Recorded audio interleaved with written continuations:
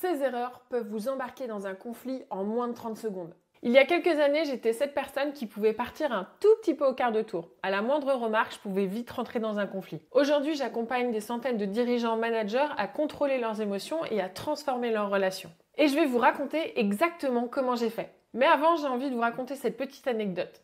J'étais sur mon canapé il y a quelques années et mon mari me fait une réflexion parce que j'ai oublié de sortir les poubelles. Et là, boum, j'explose. 20 minutes de dispute pour des poubelles. 20 minutes. Et vous savez le pire, c'est que ça m'arrivait quand même relativement souvent. Un collègue qui me fait une réflexion, je me sentais piquée. Ou un client difficile qui me faisait perdre mes moyens et j'en parlais toute la soirée.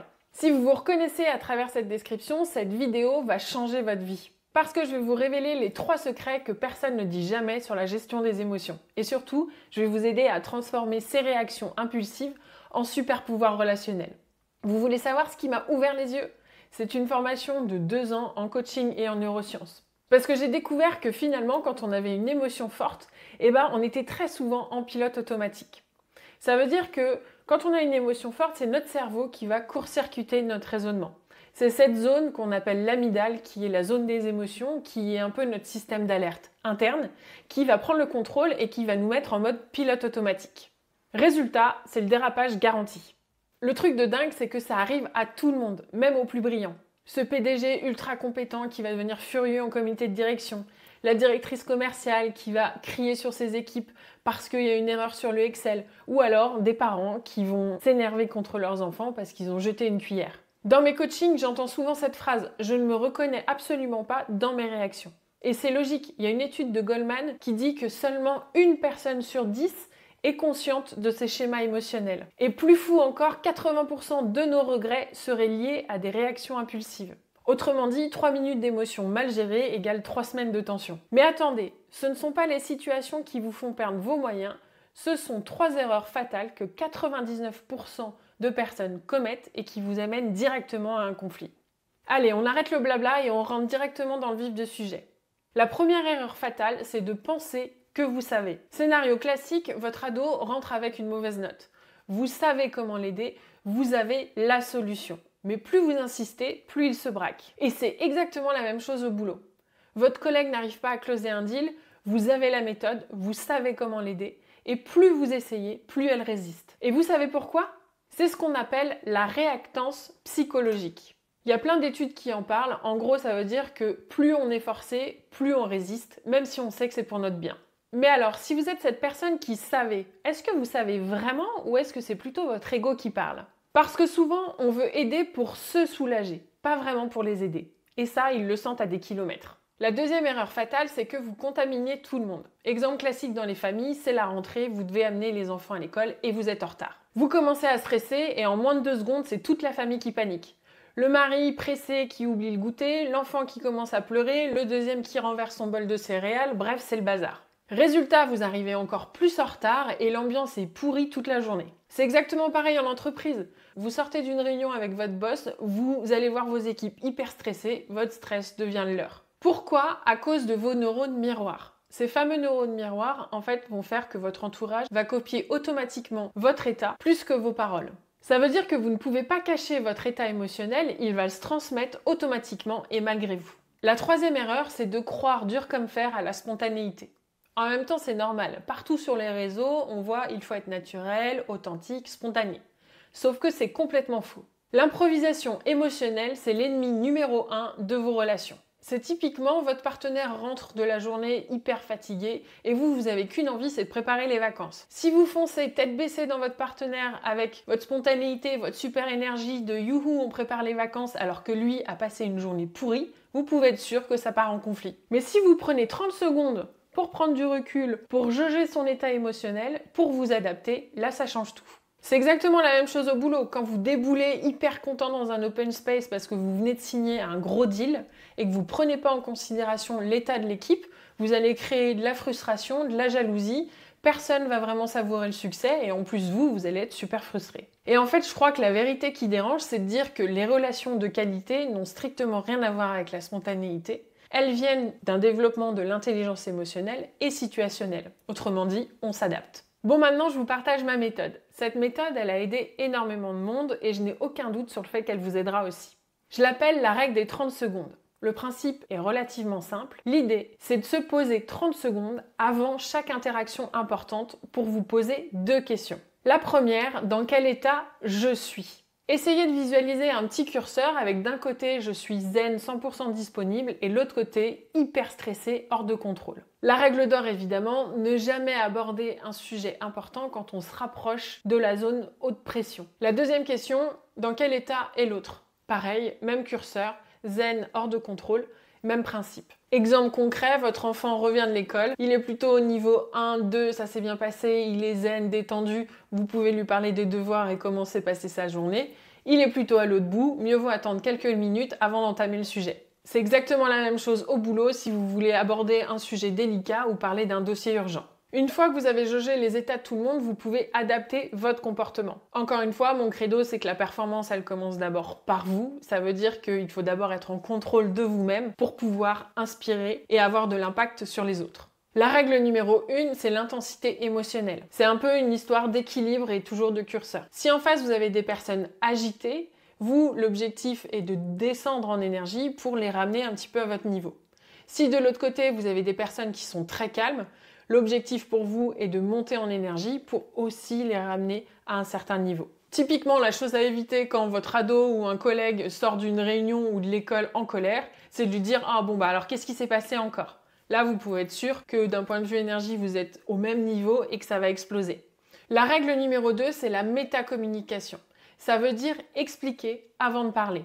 Je vais vous dire quelque chose d'important et c'est parce que je vous apprécie. Cette conversation va être difficile et elle est nécessaire pour notre relation.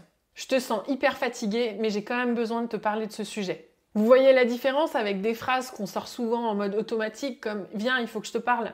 La troisième étape, c'est l'adaptation du vocabulaire. Vous avez compris dans quel état émotionnel est votre interlocuteur, du coup vous adaptez votre vocabulaire. Si vous êtes face à quelqu'un d'anxieux, mieux vaut éviter les « il faut »,« vous devez », c'est grave. Privilégiez plutôt, on va ensemble étape par étape. Si vous êtes face à quelqu'un de plutôt fermé, évitez les « vous ne comprenez pas »,« c'est évident pourtant », posez plutôt des questions pour le ramener avec vous. Comment vous voyez les choses, qu'est-ce que vous en pensez? Et la dernière étape, c'est le feedback en temps réel. Ce que je conseille à mes clients, c'est de toujours poser cette question magique. Ok, avec tout ce qu'on s'est dit, comment est-ce que vous le vivez? Qu'est-ce que vous ressentez? En fait, cette question-là est magique pour plusieurs raisons. D'abord, elle vous sort de vos suppositions. Ensuite, vous rentrez dans sa réalité, vous arrivez à voir de son côté comment est-ce qu'il a perçu ce que vous lui avez dit et vous pouvez adapter et corriger immédiatement. Et quand vous voyez que ça coince, arrêtez la conversation. Stop, je vois qu'on n'est pas parti du bon pied, laisse-moi reprendre. Il y a plusieurs mois, rendez-vous avec une cliente hyper exigeante. 3 mois d'accompagnement, 3 mois qu'elle remet tout en question. Sur le curseur, elle était plutôt au niveau 4-5, où elle arrivait souvent en rendez-vous hyper tendue en disant « Vos méthodes ça marche pas, mes équipes n'adhèrent pas du tout ». Mon ancienne réaction aurait été de me mettre à son même niveau, en disant « Attendez, là vous voyez, les équipes ont vachement progressé, il y a eu ça, ça, ça ». Donc maintenant, ma méthode, c'est de dire « Ok, donc elle est en niveau 4, elle est hyper frustrée, il y a quelque chose qui la dérange ». Du coup, je me mets un petit peu plus basse en énergie, je suis un petit peu plus calme et je baisse mon intensité. En fait, mon objectif, c'est de savoir ce qui la dérange vraiment.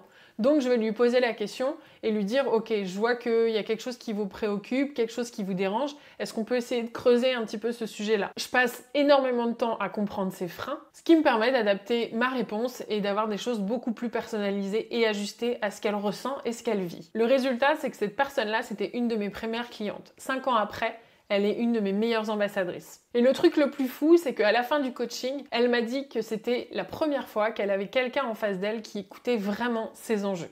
Autre cas pratique, celui de la famille. Votre partenaire revient d'un week-end chez ses parents, il est fatigué, il y a eu des tensions familiales. Vous avez passé le week-end à prévoir les vacances pour la prochaine fois. Vous n'avez qu'une envie, c'est de lui sauter au cou en lui disant « Waouh, regarde tout ce que j'ai trouvé, j'ai vu cette maison, cette maison ». Lui, la réaction qu'il risque d'avoir, c'est « Attends, franchement pas maintenant, j'ai passé un week-end, c'était compliqué ». À ce moment-là, posez-lui plutôt la question de savoir ce qu'il souhaite faire, est-ce qu'il a envie de se poser, plateau sushi, télé, et on reparlera des vacances un petit peu plus tard. Bon, maintenant on arrête de parler, on agit. Je vous partage un plan sur 21 jours pour vous aider à maîtriser vos émotions. L'objectif, devenir la personne que tout le monde veut dans sa famille, dans ses équipes, bref, dans sa vie. La première semaine, je vous invite à faire un petit diagnostic de vos angles morts. Par exemple, dans vos relations, est-ce que vous avez plutôt l'impression d'accélérer quand tout le monde traîne? Est-ce que vous avez un peu ce syndrome d'urgence? Est-ce qu'au contraire, est-ce que vous avez plutôt tendance à reprendre, à contrôler ce que font les autres? Est-ce que vous avez plutôt tendance à éviter les sujets qui fâchent? Bref, pendant une semaine, essayez de conscientiser comment vous fonctionnez et notez-le. Ensuite, cartographiez vos déclencheurs. L'objectif, c'est de savoir quand est-ce que vous perdez le plus vos moyens. Est-ce que c'est quand vous êtes fatigué, quand vous êtes stressé, quand c'est dans une notion d'urgence? Avec qui ça arrive le plus? Votre conjoint, vos enfants, un collègue? Quel est le schéma qui revient toujours? L'idée, c'est de créer un petit peu une espèce de carte de zone à risque personnelle pour savoir quels sont vos déclencheurs et quand est-ce que vous passez de l'autre côté. Ensuite, la semaine qui suit, testez la fameuse règle des 30 secondes. Chaque jour, prenez une interaction et posez-vous la question dans quel état je suis, dans quel état est l'autre, et adaptez en fonction.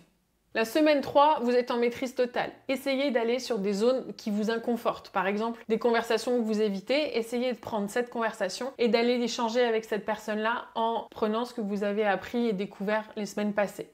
N'oubliez pas que votre rôle n'est pas de gérer les situations, mais de changer les états émotionnels. Bon, on arrive jusqu'au bout. Si vous êtes arrivé jusqu'ici, déjà félicitations, vous faites partie des 1% qui vont le conscientiser et qui vont vraiment agir.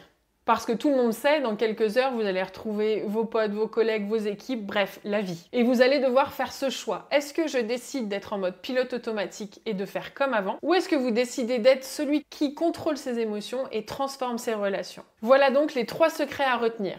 Le premier, c'est que votre ego vous fait croire que vous savez. Alors arrêtez de vouloir toujours avoir raison, essayez plutôt de vouloir avoir de l'impact. Deuxième secret, vos émotions contaminent tout le monde. Avec les effets miroirs, vos proches copient votre état et non pas vos paroles. Troisième secret, l'adaptation se décide avant la crise. 30 secondes pour savoir dans quel état vous êtes et dans quel état est l'autre pour pouvoir adapter votre communication. Votre transformation commence maintenant.